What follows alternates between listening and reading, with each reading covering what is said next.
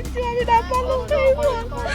ইমান কষ্টৰ মূৰত খেতি চাপি লৈছিলোঁ তাকো কোনোৱে চাব নোৱাৰিলে চব বুজি গ'ল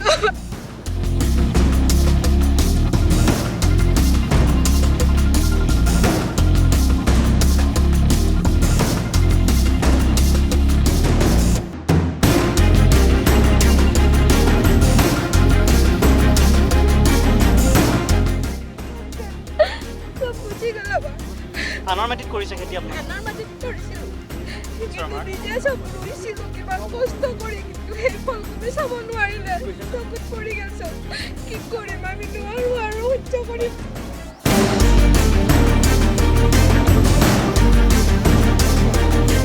মাটি খেতি কৰিছিলোঁ কিন্তু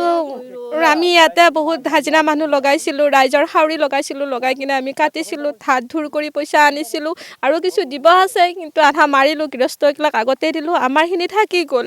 থাকি যোৱাৰ পিছত আমি ভাবিছিলোঁ যে আমি মানুহকেইটা অকণমান আজৰি হৈ কিনে মাৰিম কিন্তু আজি টাৰ্গেট কৰিছিলোঁ গোটেই মাতিম ধানখিনি মাৰিম বুলি তো আমাৰ ৰাতিটোতে চব জ্বলাই শেষ কৰি দিলে আৰু আমাৰ ধান ধুৰ ৰৈ গ'ল চবগিলা কিন্তু কি কৰিম এতিয়া আমি ক'ত যাম কোনে দিব আমাক গৃহস্থকেইটাহে দিলোঁ আমাৰ ঘৰত খাবাতো লাগব আমাৰ গোটেই লৈ গ'ল দেখোন চবে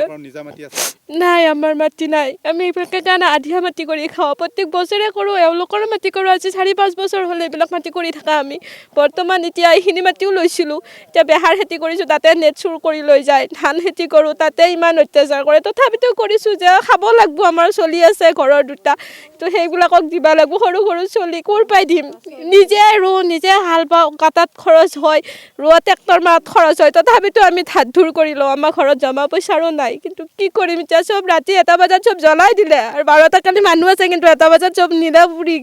চব লৈ গ'ল এতিয়া আমি ক'ত যাম কাক সুধিম কাক ধৰিম ক'ব নোৱাৰোঁ আৰু মই 12 বিঘা মাটি আমি প্ৰতি বছৰে আমি তেওঁলোকৰ পৰা আমি খেতি কৰোঁ কাৰণ মাটি নোহোৱা মানুহ আমি আধিয়া খেতি কৰোঁ ইতিমধ্যে আজি যোৱা ৰাতি মানে কেতিয়া জ্বলাইছে ৰাতি জ্বলাইছে মানে এই ধানৰ মেজি এটা আৰু খেৰৰ মেজি এটা জ্বলাই দিছে এই ধানটো কোনে জ্বলাইছে কি কৰিছে আমি নাজানো আৰু ইতিমধ্যে আমাৰ দুখীয়া মানুহ আমি সুতত টকা লৈ বন্ধনৰ পইচা লৈ লোন লৈ আমি খেতিটো চলাইছোঁ কাৰণ খেতি কৰিলে বহুত পইচা দৰকাৰ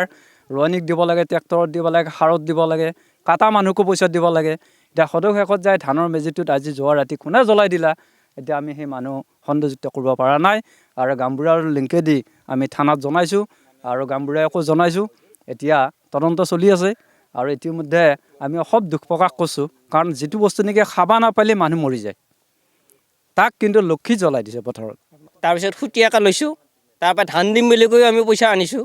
এতিয়া সেই গেছগিলাকে বস্তা পেলাই দিছে এতিয়া সেই গেছগিলাক আমি এতিয়া ধান ক'ৰ পৰা দিম আৰু আমাৰ খেতিটো আমি বহুত কষ্ট কৰি তাৰমানে পাতিছিলোঁ খৰচা কৰি আৰু ইতিমধ্যে নেট আনিছোঁ আমি 9,000 টকাৰ তাৰপিছত খেতিত 22,000 টকা গৈছে এইগিলা আমি তাৰমানে ধান দিম বুলি কৈ তাৰমানে বহুত বাধ্য পাই আনিছিলোঁ